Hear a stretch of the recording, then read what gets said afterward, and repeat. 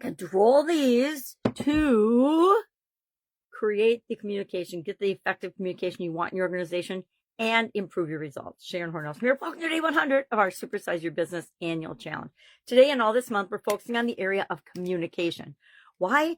Because like confidence, it's one of those foundational skills that if we don't have it handled and set the example for the rest of our organization, we are in big trouble because our whole organization will falter. Now, I don't know about you, but I spent most of my corporate career being triggered and most of my probably first 20 years in businesses being triggered. And I didn't always respond in the best way. I had strategies. I developed strategies pretty quickly, both in corporate America and in my businesses, to handle those emotions and be in control of them instead of letting them control me. Because I learned early on with a couple of experiences that somebody doing and saying something to you, and then you emotionally responding when you're in the height of the negative emotions or impact that it's had on you, doesn't usually turn out well. It can, but sometimes it doesn't. I watched a lot of people in corporate America early in my career. Some kind of an emergency would happen, usually like somebody would cut a finger off or a medical type emergency online on the production line. And the vast majority of the managers would freak out and lose their heads and not be able to do anything, because when emotions are high, and this works the same on super duper high good emotions, as well as, when you're in love, sometimes things blurt out of your mouth. When you're in anxiety, hate, frustration, or somebody triggers you by hurting your feelings, you might respond emotionally too. So both high and low emotions can cause us to communicate in a way that we don't necessarily want to. There's a difference between being vulnerable and just spewing everything instantly. And I think we all can tell the difference between those people, right?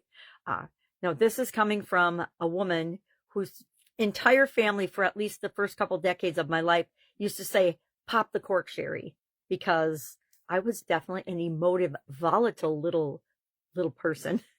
It took me a while to control it and learn. Now, how do I do that? How do you do that? How do I recommend you do that? And why do I say that this is important? We set the example for everyone in our organization, whether we believe it or not. People are always watching us. They're watching what we do. They're watching how we lead. They're watching how we do everything. I've worked with several organizations and corporate teams that had a problem with tardiness. Well, when you dig in a little deeper and you find out that the team leader or the manager or the leader of the organization is late all the time, guess what happens? That gives everyone else in the organization unwritten permission to be late and show up when they kind of get to it and feel like it. It makes nothing a priority. And that's pretty easy to fix. You fix the root of the problem, which is often the bottleneck, which is often the founder or the leader of the organization. And once they start setting the example and sharing the expectation, then everything else and everyone else falls in line. It's how we can really positively impact our culture and the way things are done in our organization on a really subtle level. We don't have to just confront everybody about everything. We just set the example and encourage people when they're following the example, and give people feedback in private when they're not following the example. That's one of the fastest, easiest ways to get over an attendance or a tardiness problem. And it's directing the person that's offending or doing the thing. So often in corporate America, leaders and managers, instead of talking to the one person that's late all the time and setting a bad example for everybody else and dealing with their challenge, they create a rule or a process for everybody. Guess how well that works? Everybody in the organization already knows the one person who's always late. And so if you're writing a new procedure then that negatively impacts everybody or threatens punishment, please stop. Please stop doing that right now. All right. So keep in mind, when emotions are high, IQ goes down. Do we want to be responding from a low IQ standpoint? No, because our emotions, when they're triggered in a positive or negative way, will kind of shut the thinking part of our brain down, at least our short-term memory and things. And that is not how we want to respond. So how do I do this? And I've had to come up with a lot of strategies for handling my emotions over the years in corporate America. I worked for a company that had 7 different unions. And if you know my personality at all, I just do stuff. And so about once a week, I was sitting in a grievance meeting because somebody in one of the unions would grieve something that I did or said. And I honestly think it was part of their way of, slowing me down and shutting me down. because I was there to make a lot of changes in that particular organization. All right. So what are we going to do today? We are going to think about and pay attention to a situation when somebody triggers us. And I can pretty much guarantee, if you're like me, sometime during the day, somebody or something is going to trigger you. I'm in an intense training for 8 hours today and tomorrow and the next day. And I guarantee that there will be some things that trigger me just like everyone else in the group. And so I'm preparing myself to know that if something feels off to me, instead of emotionally responding, I'm going to take a pause. I'm going to take a deep breath.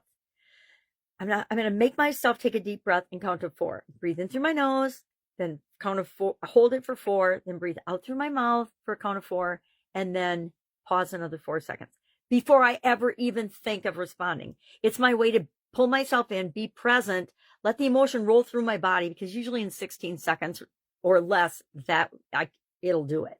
And then I'm in a position to answer back or respond to the event that triggered me in a much more professional, much calmer, and more confident way than if I just respond emotionally. I do things, I'm going to share this, like keep little things around my office to remind me to inhale, exhale, repeat.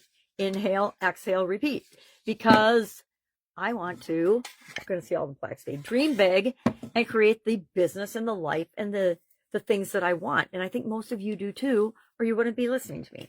So today, I want you to consciously practice pausing before responding, especially in a highly charged emotional way, either positive or negative, right? Maybe something awesome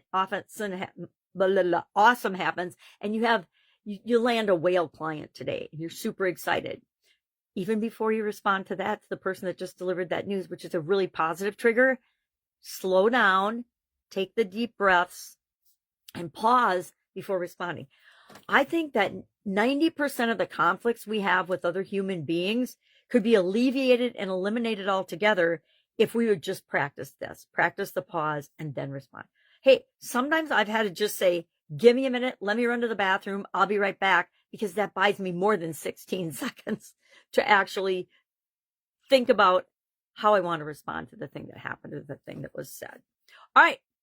That is our challenge for today. Share in the comments below, maybe the thing that triggered you, and if you paused to respond, and then was there a difference? Did you see a noticeable difference? And I'm willing to bet that you will when you do that versus just immediately responding. If you start demonstrating that for everybody in your organization, watch the ripple effect of positive changes that roll through your organization. If I can help you with this or anything else in scaling, growing, and building your business, just ask. I've got a school community that I am launching in the next 2 weeks. A very cool offer in that, in addition to what I've already got in there. I think it's going to be exciting, and I'm excited to have you see it and at least give me some feedback on it. If you'd be interested in that, just put Supersize in the comments below and we can have a little chat. I'm doing research, just research chats, I call it, a couple of minutes to talk about, things that I want to and that you want to see included in that offer so that your absolute specific needs are met. All right. Have an awesome day. And I'll, of course, be with you tomorrow.